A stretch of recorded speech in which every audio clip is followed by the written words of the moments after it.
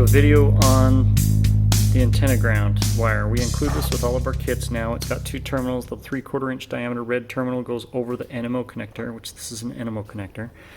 And the blue terminal goes against your closest chassis ground, so right up against your chassis. So what happens is I'm going to take this nut off the NMO connector, and you'll see there's a couple notches right there. You see how it kind of steps down right there? Your terminal will fit really nice inside those notches. Just like that, locks in. And then depending on which mount you have, here's the horizontal mount. It'll go on the bottom side of the horizontal mount, or I'm going to demonstrate it on the swivel mount because it's a little easier to see.